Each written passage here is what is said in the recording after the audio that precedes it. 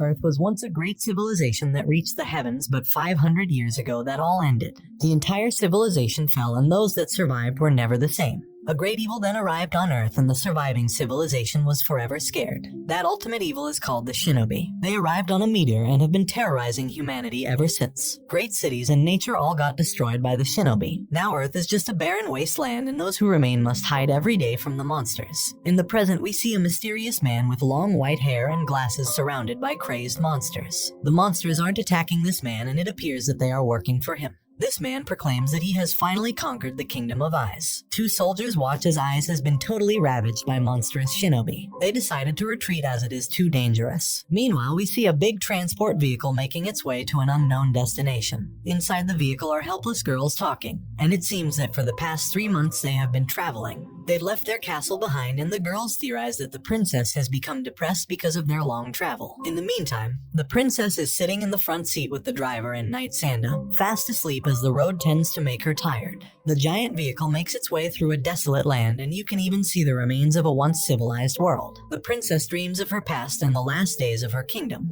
Aim was a princess and priestess of the great country of Ice. One faithful day, evil shinobi monsters arrived in her country. She had to watch her own mother die at the hands of the shinobi, and after that incident she has sworn to gather the necessary weapons and finally end the shinobi reign of terror. Princess Aim suddenly wakes up and orders Sanda to stop the vehicle as she has sensed that shinobi are near. They spot a group of people that have put a small child in chains. The people are offering a human sacrifice to the shinobi. Princess Aim gets out of the vehicle and tells the people to stop their madness, but the leader of the tribe tells Aim to leave. Suddenly, as the shinobi start to appear, Sanda enters a giant mech robot. Just as the shinobi is about to eat the shield, Sanda hits it with a powerful blast using his mecha. Aim then also pilots a mech of her own. Multiple shinobi start to appear, so Sand and Aim fight them off. Aim is able to hold off and destroy multiple shinobi while Sand fights off other shinobi. Eventually, Aim is shocked to realize that dead shinobi have started to fuse together, creating a bigger monster. Aim tries to fight it, but she is overwhelmed and her mecha has taken quite a bit of damage. Suddenly, a boy appears who has white hair but seems to be infected.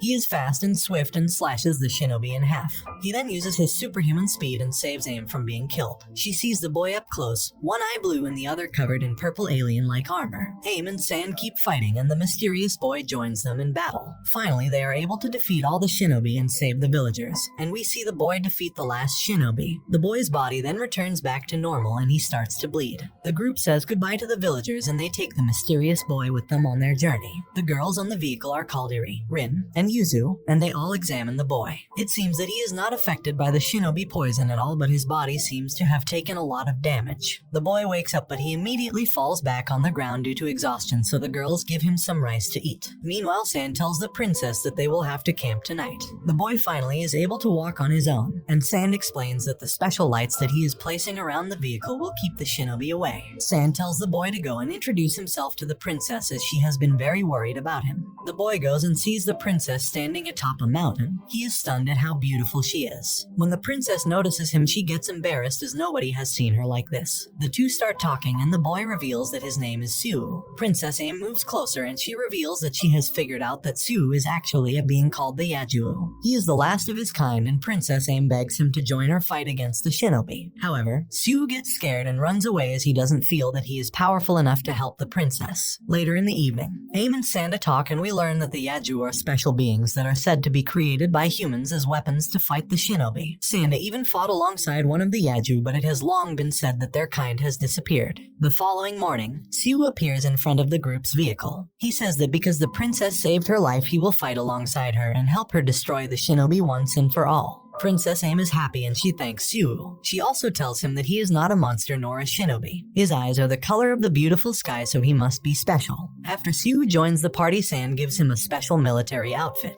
Sue asks the princess where they are going and she informs him that their destination is the Old Land, which was once a place of great cities, but when a meteor landed there, everything changed. It is also revealed that the group is searching for the sacred weapon called Giga Road. This weapon is said to be able to destroy all shinobi and free the earth from their terror. Princess Aim wears a mysterious stone around her necklace that is said to activate the Giga Road. Sue remembers a useful detail from his past and thinks he knows the road to the Old old land. The group arrived at the spot that Sue remembered. A giant storm is outside and Aim along with Sanda have to pilot their mechas. Sue is strong enough to power through the storm. They slowly make their way down the dangerous road when they are attacked by a shinobi. They manage to defeat it, but Sanda and Aim notice that their shields are losing power. Aim spots various broken down mechas and they realize that they are not the first to try this journey to the old land.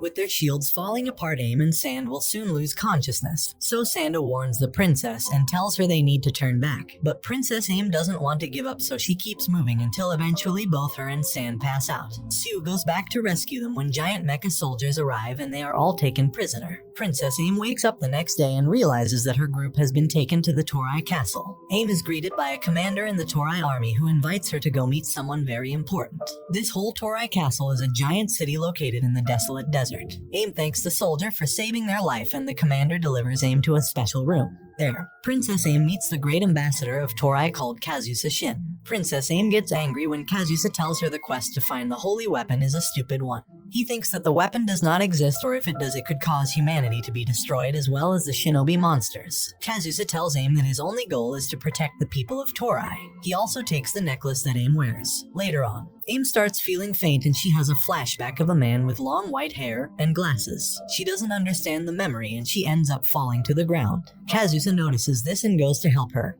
But suddenly Suzu comes out from the air. Kazusa easily overpowers him but then lets him go and tells Aim and Sue that they can stay in Torai or leave. It's their choice. Later on, Aim goes back to her friends and apologizes as she feels that she has failed them. Sand also starts training Sue to become an even better fighter. They train with wooden sticks so that Sue can perfect his skills. The leader of the Torai castle, called Taugi, invites Kazusa to his chambers where reveals that he wants to bring the holy weapon to Torai. He also orders the princess to be captured. Later on, Aim and Sue hang out, but Aim is feeling sad about everything and doesn't know if her quest is the right decision. As a way to cheer her up, Sue picks her up and goes running around the city. The two of them have a great adventure, seeing the beautiful town and sun. Later, the two even become a little closer in a romantic way. It seems that both of them have fallen in love with each other. Feeling much better, Aim decides that she will continue her search for the holy weapon. However, out of nowhere, soldiers show up to take away the princess. Sue defends her and begins fighting them, but the scrap is broken up when the kind soldier that helped Aim shows up. His name is revealed to be Hashiba Hinata, and while he is a commander of Torai, he still saves the princess. Hashiba reveals that the Lord Taugi has decided to use the holy weapon for his own gain.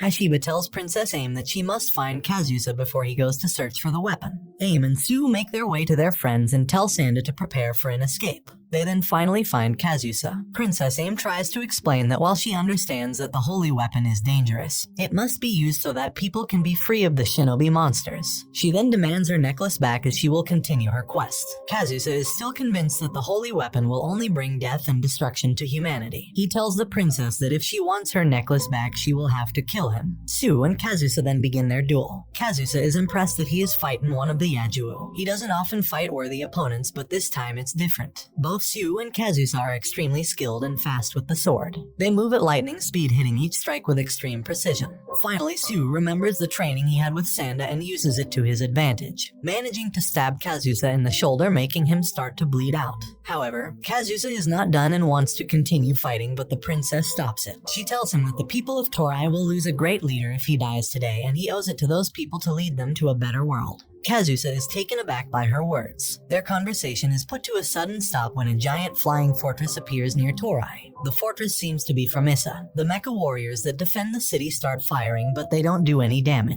Kazusa says that a shinobi has never had that much power to control an entire fortress. Princess Aim is confused as only her parents could control the fortress. Suddenly, the dark flying fortress starts to fire of shinobi blasts at the city. Princess Aim remembers one other person who could have such power, Tsukiyomi, a scholar at Eyes who taught Aim when she was very young, who seemingly died in the attack at Eyes. Suddenly, a giant dark cloud appears and from it comes Tsukiyomi. He tells Aim that he has been integrated into the shinobi life force. Tsukiyomi uses his powers to knock out Kazusa and Sue. He then tells Aim that it has always been his goal to exterminate humanity, and now he finally has the power to do so. He is now in control of all the shinobi. Aim is confused and can't believe that her former tutor would turn to such madness. Tsukiyomi grabs her with his giant shinobi hand and starts to torture her. He wants wants her necklace so that he can unlock the holy weapon for himself and become a god. Su tries to get lost, but he is not strong enough. He sees that Aim is being tortured, and this awakens something in him. Suddenly, a giant armored warrior appears and shocks even Tsukiyomi. Aim realizes that Su has transformed into his berserker form. Su then slashes Tsukiyomi, who gets scared of his power. Tsukiyomi decides to retreat his forces and uses a blue light to escape. The next day, Su wakes up in his bed back to his normal form. It seems that he totally lost control and killed all the shinobi that were attacking Torai, and Aim was the one who managed to calm him down and return to his human form. Kazusa has changed his mind about Aim and prepares his armies to also go to the old land and to stop Tsukiyomi once and for all. He prepares to move his entire fortress. Meanwhile, Aim and San, now with better armor, manage to go into the old land. After passing through a desolate land, they reach a beautiful forest with flowers. In that moment, Aim remembers her mother and how she always wished to see the old land. Suddenly, numerous shinobi appear and start attacking Aim and San. The two fight off several shinobi, but San realizes that there are too many. He tells Aim to just run towards the center of the forest and to find the holy weapon. The two of them and their giant mechas start running, but San is suddenly attacked by several shinobi. However, he tells Princess Aim to keep going. At first, she wants to come back for him, but San tells her that she needs to save the world and that he is very proud of her. San then detonates a giant explosion, killing himself and all the shinobi in the area. Aim finally arrives at the holy weapon. For the first time ever, she sets her eyes on the Giga Road. It is a giant robot that has the power to control all the elements. Meanwhile, Kazusa and his entire army moves towards the old land to help Aim. Su is also with Kazusa, and he is prepared to fight for Aim until the very end. Aim tries to activate the Giga Road, but she gets a wound through the throat by the machine. It seems that the Giga Road is unstable and has to take the life force of its host. Aim is still alive but in a weakened state. Then with his shinobi monsters, Tsukiyomi appears. He wants to take over the entire world, and the Giga Road is the final piece to achieve this goal. Aim uses her new power to attack a giant shinobi that Tsukiyomi has created.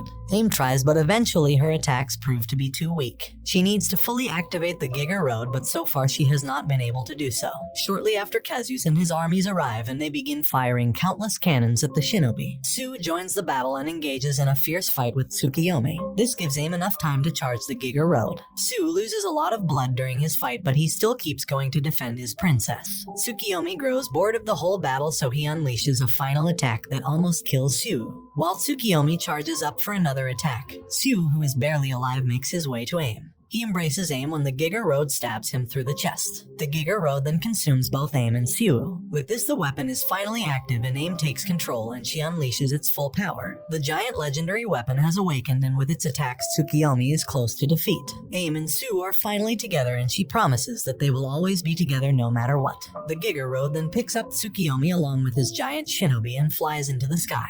Then suddenly, a giant explosion appears in the air, and the people rejoice as it seems that the Giga Road has defeated all the shinobi. On the other hand, Kazusa wonders if Aim is still alive. In space near the Earth, we see the giant Giga Road floating. The fate of Aim and Su is left a mystery, but the Earth can finally be free of the shinobi. And this brings the anime to an end. Don't forget to like and subscribe if you enjoyed, and turn on the notification bell so you never miss out on another video. Until next time, take care.